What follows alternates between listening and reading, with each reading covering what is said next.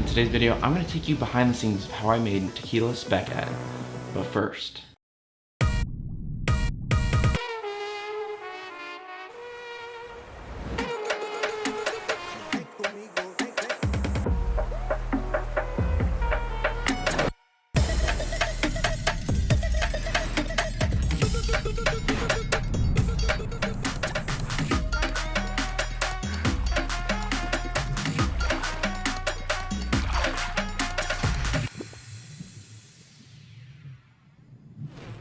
so let's break down a few aspects of what went into making this video. Before that though, I want to thank you for giving this video a watch. If you find it entertaining, please feel free to follow and subscribe. I have a few more spec ad ideas in the making, and will of course include behind the scenes footage so that you guys can learn alongside me. So the first aspect we're going to go over is the slow motion ripples that I used as overlay, as well as individual B-roll shots to give the kind of intense, crazy feeling. So let's check it out.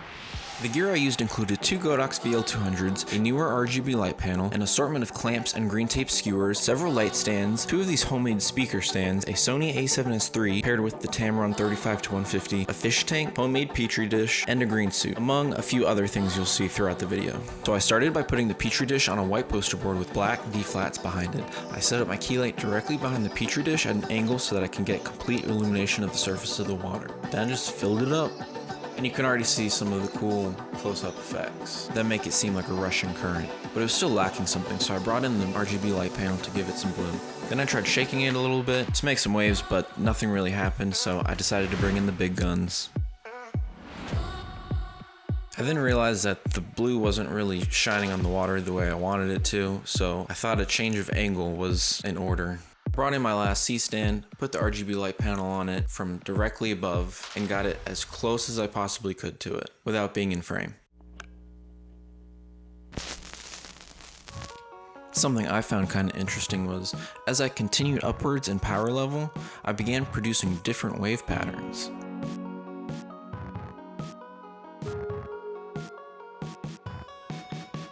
Here you can see how shutter speed affects how you capture a fast-moving object.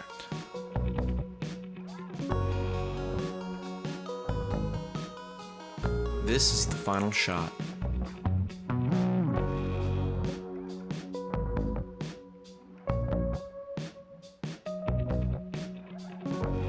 Here's why this is a garage activity.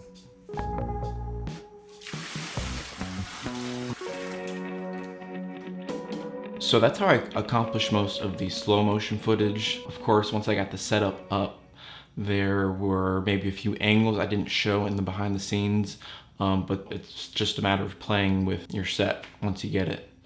Next, let's go into how I did some of the macro fish tank shots and what it took to get that. First, I had to put up my 9-foot white paper backdrop, followed by placing the fish tank on the speaker stands, found my initial frame, placed the bottle in the tank, scooped my key light closer and at a 45-degree angle, then I had to bring back the color. Flag some stuff off. That took a while, and here we go. I ended up taking out the key light just to give it a little moodier of a tone. I have my RGB light panel on a DIY hi-hat with some diffusion. Then, once again, all that's left is to fill it up.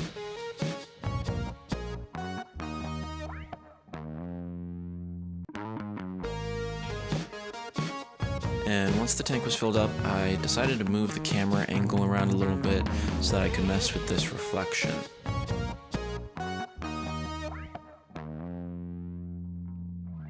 So that's how I used the fish tank to give the perception that the bottle was diving through a pool of water of some sort.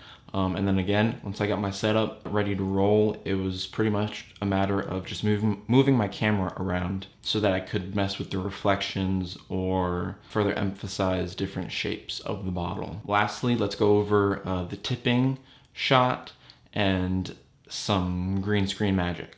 Let's go. I secured a glass shelf to a speaker stand using a C-clamp, turned my background blue, brought in a dog bed as a safety net, set up my key light at a 45-degree angle, added a flag to stop some rogue reflections, and this is what we ended up with.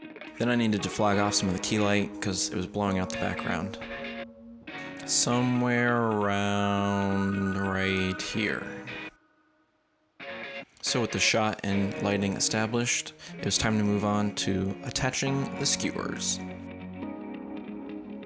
For this, I needed a hot glue gun, those skewers taped with green tape, and the bottle. Load up some glue, stick your stick on that, and put on a little more glue. Then wait. Once dried, I took it back to set, lined it up, and began tipping.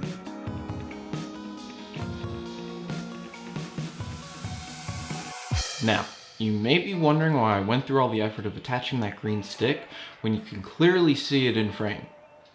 Well, the thought was I'd be able to key it out in post and make it look like the bottle was tipping by itself. However, that didn't really pan out. But it was still useful because if I tried to tip it by hand, then I started creating way too many shadows. So by using the stick, I was able to be a little more inconspicuous, especially when I got a little closer to the bottle. That concludes the majority of what went into making this video. I hope you enjoyed it and got something out of it, and I will see you guys next time.